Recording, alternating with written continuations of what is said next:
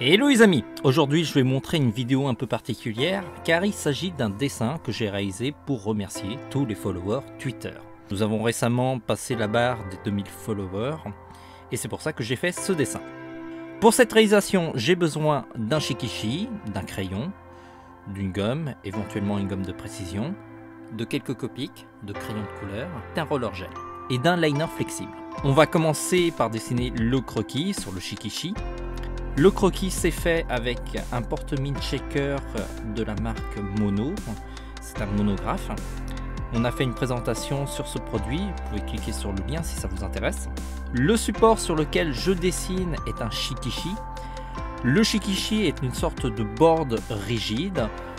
Il est doré au niveau des bordures, c'est un très bel objet.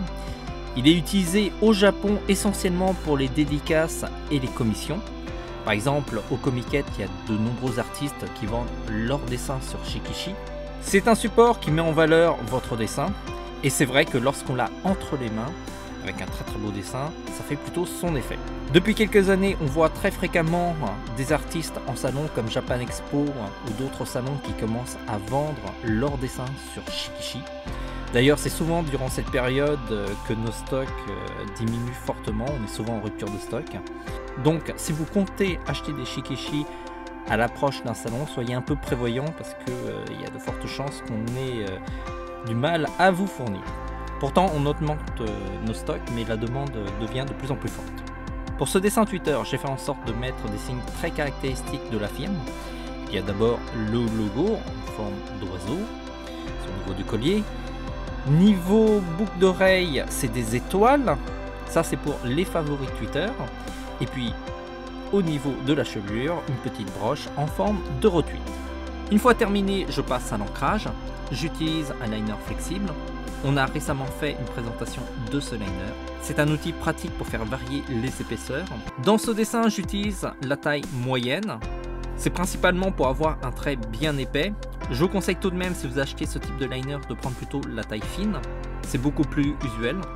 Je passe ensuite à la colorisation. Dans cette vidéo, j'utilise des feutres professionnels à alcool. Il s'agit des Copic. C'est une marque japonaise ultra réputée.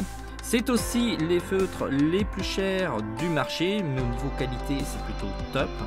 Et il faut dire que leur gamme de couleurs est ultra large. Si un jour vous voulez acquérir toutes les couleurs de Copic, vous allez voir, ça va vous ruiner. Voilà, la colorisation est terminée. J'ajoute des rajouts de couleurs avec un crayon rose et des éclaircissements avec un crayon blanc. J'utilise des crayons de la gamme Beaux-Arts, c'est pour avoir une bonne qualité de couleurs. En général, c'est un peu plus compliqué avec des crayons de la gamme scolaire. On finalise le dessin avec des reflets au roller gel blanc. C'est une sorte de stylo qui sort de l'encre blanche.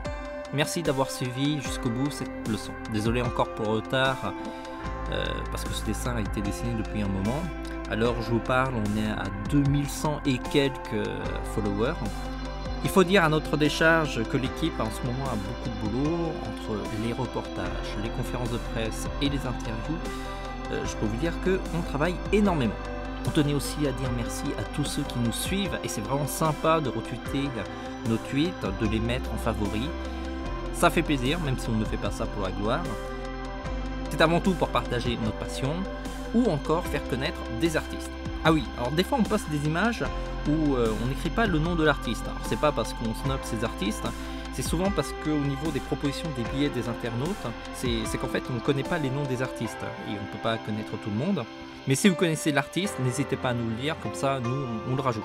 Pensez aussi à vous équiper dans notre boutique, c'est un soutien important qui nous permet de créer plus de contenu et toujours gratuitement. On se dit à très vite.